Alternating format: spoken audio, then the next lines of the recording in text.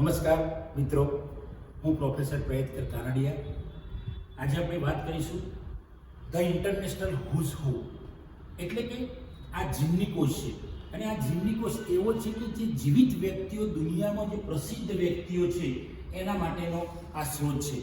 આ સ્ત્રોતથી આપણને કોઈ પણ વ્યક્તિની માહિતી જોઈતી હોય, એનું નામ, એની પ્રવૃત્તિઓ, એનું સરનામું, એની એક્ટિવિટી, સેવાઓ શું છે, એના વિશેની માહિતી જોઈતી હોય તો આપણે ધ ઇન્ટરનેશનલ હુઝ હુમાં મળશે. એમાં આ ઇન્ટરનેશનલ છે એટલે એવું જરૂરી નથી કે ભારતના લોકોની આમાં વાત કરવામાં ના આવી. આમાં દુનિયાના કોઈ પણ દેશમાં પણ એ વ્યક્તિ ખૂબ પ્રખ્યાત હોય, જે તે ફિલ્ડમાં, અથવા તો ધારો કે કેવા ફિલ્ડ આપણે વાત કરીશું તો વિષયો કઈ તો રાજકારણ હોય, ઓડિયોમાં કંઈક ફેમસ હોય, સિનેમામાં ફેમસ હોય, અર્થશાસ્ત્રમાં ફેમસ હોય, સાયન્સમાં ફેમસ હોય, નાટ્યમાં ફેમસ હોય, કલ્ચરલમાં ફેમસ હોય, ગણિત, વિજ્ઞાન જેવા વિષયોમાં મહાન વ્યક્તિ થઈ હોય એ હોય, સ્પોર્ટની અંદર કોઈ ફેમસ વ્યક્તિ હોય, જુદી જુદી રમતો છે એની અંદર વિશ્વ કક્ષાએ આ વ્યક્તિ ફેમસ હોય, એવી વ્યક્તિના નામ આવે છે.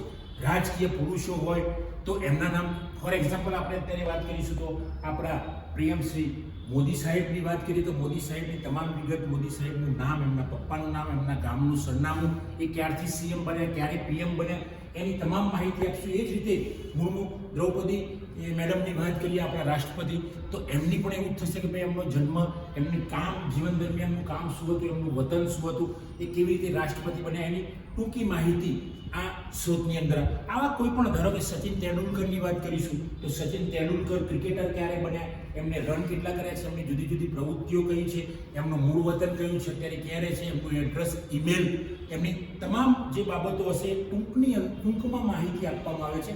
તો આ ધ ઇન્ટરનેશનલ હુઝ હુ એ જીવતા માણસોની વાત કરે છે. અને જીવતા માણસો જે કોઈ પણ ફિલ્ડમાં પ્રખ્યાત હોય, ખૂબ જાણીતા, વિશ્વ કક્ષાએ જાણીતા હોય, એવા લોકોની માહિતી આપતો આ સ્ત્રોત છે. મિત્રો, આમાં જે વ્યક્તિ, ધારો કે આ 2026નો ધ ઇન્ટરનેશનલ હુઝ હુ હોય અને એની અંદર જો કોઈ એ વ્યક્તિ આવ્યું હોય નામ અને પછી એક્સપાયર થઈ ગયું અને જો 27માં બહાર પડશે તો એની અંદર પેલા લોકોને શ્રદ્ધાંજલિ આપવામાં આવે છે અને પછી નવો જે આવનાર સ્ત્રોત હશે એમાંથી એનું નામ નીકળી જશે. એટલે આ માત્ર જીવિત વ્યક્તિઓની જ માહિતી આપે છે. અને બની ગયા પછી કોઈ વ્યક્તિનું મૃત્યુ થાય તો એ સામાન્ય બાબત છે કે ભાઈ જ્યાં સુધી એ સ્ત્રોત રહેશે ત્યાં સુધી એનું નામ અંદર રહેશે, કારણ કે એ તાત્કાલિક કાઢી શકાતો નથી એ ગ્રંથમાંથી. તો મિત્રો, આ જીવની કોષ જે છે એ કોઈ પણને ઉપયોગમાં આવશે, કારણ કે જે વ્યક્તિને વ્યક્તિ વિશેની માહિતી મેળવી છે, કોઈ આઈએએસની એક્ઝામ આપતું હોય, કોઈ આઈપીએસની એક્ઝામ આપતું હોય, અથવા તો કોઈ યુપીએસસીની બધા જ પ્રકારની પરીક્ષાઓ આપતી હોય, જીપીએસસીની બધા જ પ્રકારની એક્ઝામ આપતી હોય, ગૌણ સેવા પસંદગીની એક્ઝામ આપતી હોય કોઈ વ્યક્તિ અથવા ઉમેદવાર અથવા તો યુવાન, તો એને આ સ્ત્રોત ખૂબ કામમાં આવશે, કારણ કે આ ઓથેન્ટિક સ્ત્રોત છે. અને આની અંદરથી તમે ઘણું બધું જ્ઞાન મેળવી શકો છો અને તમને એવું લાગશે કે દુનિયાની અંદર કામ કરનાર આટલી મહાન વ્યક્તિઓ અને એના વિશેની માહિતી તમે તાત્કાલિક મેળવી શકશો, કારણ કે એની ગોઠવણી એટલી સરસ રીતે કરવામાં આવી છે. માહિતીની અટક પ્રમાણે પહેલાં અટક આવશે માણસની, પછી એનું નામ આવશે, પછી એના પિતાનું નામ આવશે, જન્મ હશે તો જન્મ આવશે, બરાબર, કારણ કે જીવિત વ્યક્તિનું નામ હોય છે એટલે જન્મ આવશે. તો આ સ્ત્રોત એ ખૂબ ઉપયોગી આવશે. કોઈ પણ પીએચડી કરતી વ્યક્તિને પણ જો કોઈ વ્યક્તિઓ વિશે માહિતી મેળવવી છે તો એને પણ કામમાં આવશે. નેટ સ્લેટની એક્ઝામ જે તે વિષયમાં આપતા હોય તો એમાં ક્યાંક થોડીક મદદ કરશે. એ સિવાય લાઇબ્રેરિયન ઇન્ફોર્મેશન સાયન્સના વિદ્યાર્થીઓ બીએલઆઈસી, એમએલઆઈસી અથવા તો પીએચડી કરતા હોય એમણે પણ એમના વિષયના સંદર્ભમાં આ સ્ત્રોત ખૂબ ઉપયોગી થાય છે.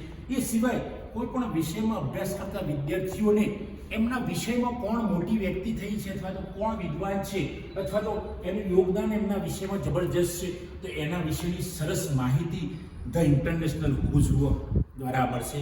હુઝ હુ એટલે જીવિત વ્યક્તિઓનું, કે જે અત્યારે હાલ જીવિત વ્યક્તિ છે એની વાત છે. તો મિત્રો, આવી જ રીતે આવા ધ ઇન્ટરનેશનલ હુ વોઝ હુ પણ આવે છે કે જે મૃત્યુ પામેલી વ્યક્તિઓ છે એના માટેનો પણ આ સ્ત્રોત આવે છે આવો. એ જ રીતે નેશનલ ડિક્શનરી ઓફ બાયોગ્રાફી, તો આની અંદર જીવિત અને મૃત્યુ પામેલા પ્રખ્યાત વ્યક્તિઓના નામ આ સ્ત્રોતમાં આવે છે. તો આવા અલગ અલગ પ્રકારના જીવની કોષો છે અથવા તો જીવન ચરિત્ર દર્શાવતા સ્ત્રોત છે. આના દ્વારા આપણે આપણા જ્ઞાનનું અપડેશન કરી શકીશું. આપણને પ્રેરણા મળશે કે દુનિયામાં જે આપણને ખબર નથી એવી વ્યક્તિઓ ખૂબ મહાન બની ગઈ છે, એમનામાંથી આપણે પ્રેરણા લઈને આપણે પણ એમના જેવું કામ કરવાનો પ્રયત્ન કરીશું. તો મિત્રો, ધ ઇન્ટરનેશનલ હુઝ હુ તમે જુઓ, કોઈ પણ લાઇબ્રેરીમાં એ ઉપલબ્ધ હશે. પબ્લિક લાઇબ્રેરી મોટી હશે એમાં તો ખાસ હશે ગાંધીનગરનું મધ્યસ્થ ગ્રંથાલય, ગુજરાત વિદ્યાપીઠનું મધ્યસ્થ ગ્રંથાલય, ત્યાં જશો તમે. અથવા તો કોઈ એવી લાઇબ્રેરી હશે જે સમૃદ્ધ હશે તો ત્યાં પણ તમને આ સ્ત્રોત જોવા મળશે. તો મિત્રો, આ સ્ત્રોતનો તમે ઉપયોગ કરો અને તમારા જ્ઞાનમાં વધારો કરો. તમે કોઈ કોમ્પિટિટિવ એક્ઝામ આપતા હોય તો પણ ઉપયોગી થશે. અને એ સિવાય તમારા જીવન માટે પ્રેરણા મેળવવા માટે આ સ્ત્રોત ખૂબ ઉપયોગી થશે. કારણ કે તમે કંઈક કલ્પના કરશો કે દુનિયાની આવી વ્યક્તિઓ કેવી છે, તો ખાલી સ્ત્રોતમાં જશો એટલે તમને માહિતી મળી જશે અને તમે પ્રેરણા મેળવીને તમે પણ આગળ જઈ શકશો. તો મિત્રો, જો આ મારો વિડીયો ધ ઇન્ટરનેશનલ હુઝ હુનો પસંદ આવ્યો હોય એને લાઈક કરો, શેર કરો, કોમેન્ટ કરો અને જો મારી ચેનલ સબસ્ક્રાઈબ ન કરી હોય તો સબસ્ક્રાઈબ કરો. Thanks friend. જય હિન્દ, જય ભારત.